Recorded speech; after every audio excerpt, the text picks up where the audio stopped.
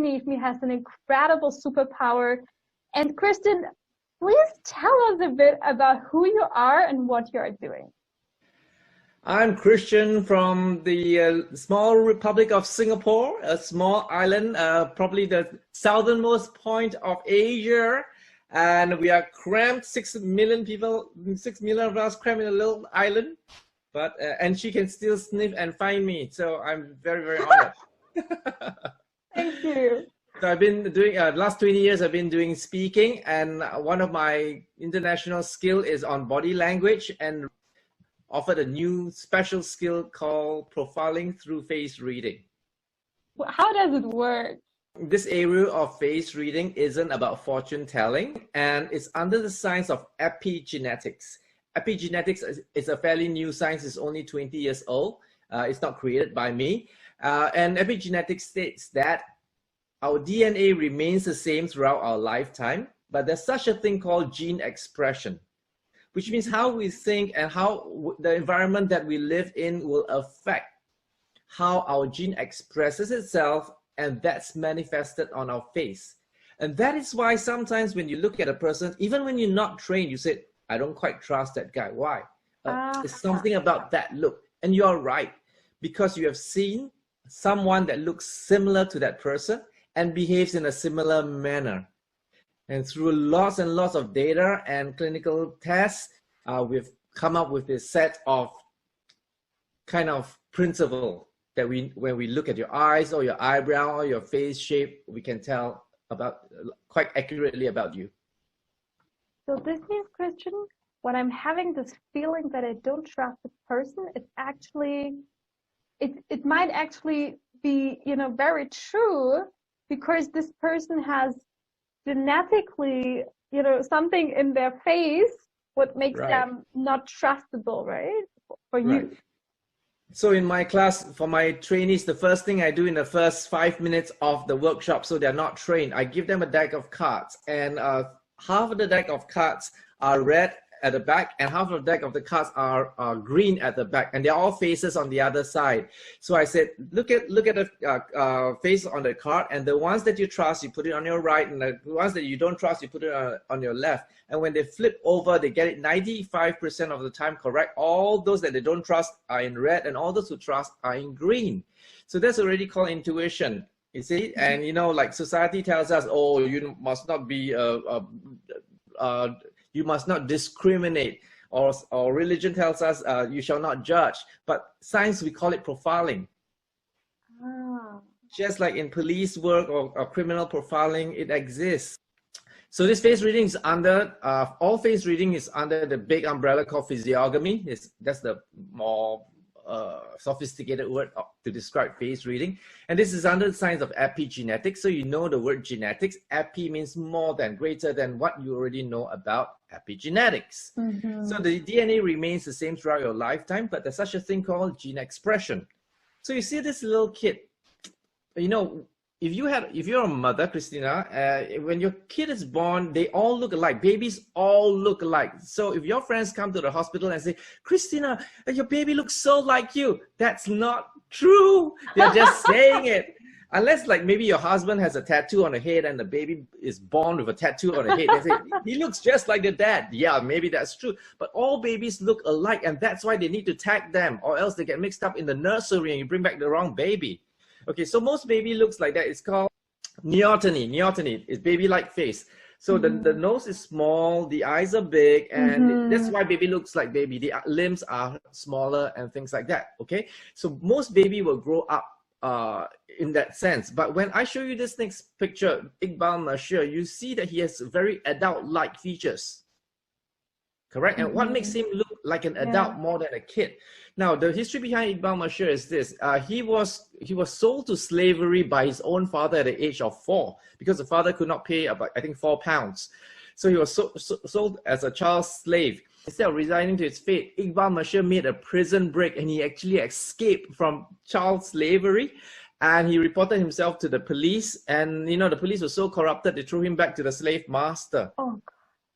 And you know what? He did a second prison break and he escaped. And then, you know, this time he was honored, and he went around the world and he started giving talks against child slavery. And this is like 4 years old to 8 years old. Unfortunately, he was sadly he was assassinated later on.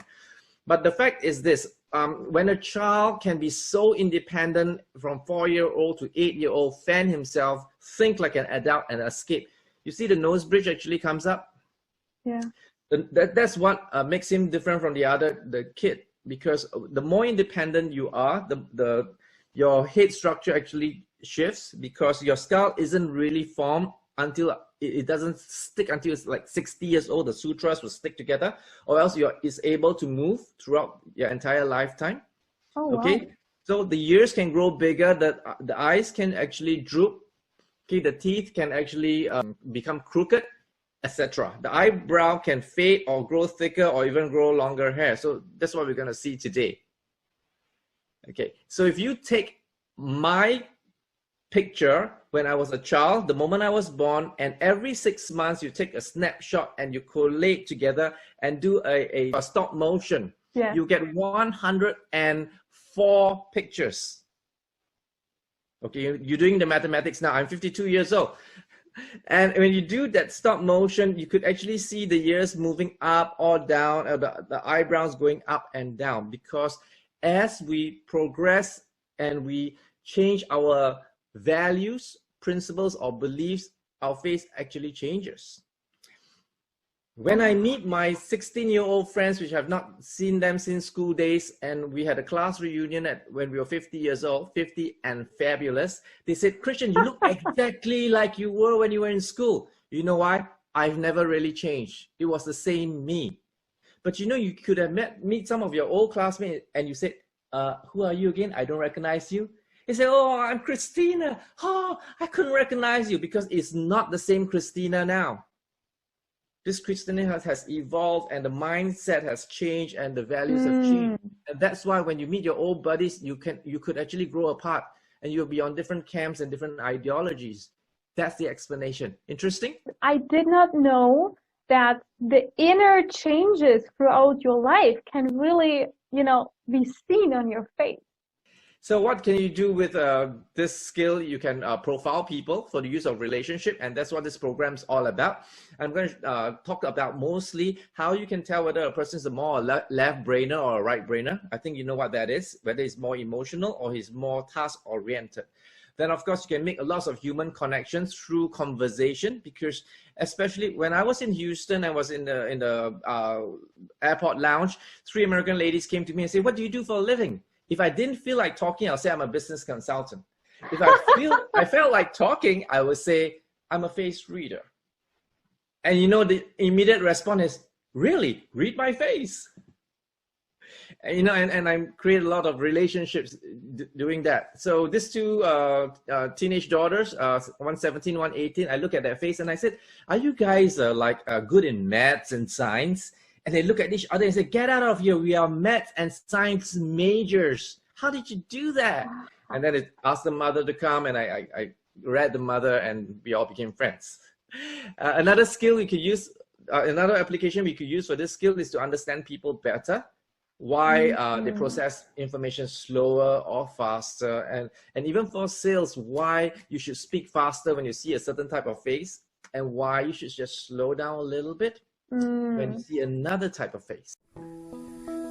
Good to see you again. Today we go on to our next topic, and it's an interesting topic because we are going to read facial lines. What we're going to pick out first of all is he has thin lips. Okay, so we're going to read in cluster, so we're not going to miss the thin lips. The thin lips shows that he's reserved in character. He's going to be careful in his speech. Doesn't mean he will not talk, but again, he will be careful about opening up himself to you. At the side on his left side of his eye paths are more prominent than his right side. So his personal side, well, we could say is quite tough. Okay, he's gone through quite tough things on his personal side. Then there's courage lines that you see that coming down, and it's coming down all the way down to his cheeks.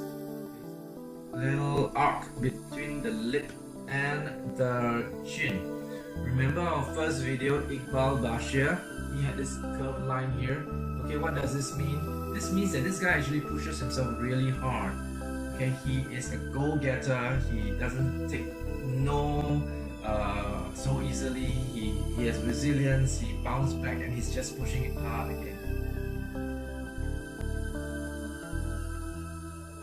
This face reading course is not a fortune telling course, but rather is a course that enables you to read with high accuracy the features on a person's face and to profile them.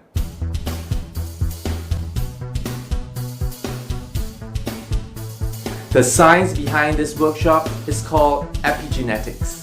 The keyword here is gene expression. Your thoughts, your values, your beliefs, your environment influence how a gene expresses itself and manifests it on your face. I bet you that there was more than one occasion that when you met someone, you had a hunch whether that person is a good person or a bad person, whether it's threatening or unfriendly. Those are not hunches, because all of us are built in with a survival instinct to enable us to sense our surroundings. But in this workshop, we will clearly define what are the key points that you pick up on a person's face that make you feel that way. Our introductory course has over 30 reads on the face, enough to get you started as a face reader. Learn how to read people and achieve an unparalleled advantage. Know when to pull back and cut your losses. Or during a networking session, know how to pick the friendliest people to network with. This is going to be so exciting. I'm sure you're going to enjoy this workshop. Previously only available live. This workshop is now online.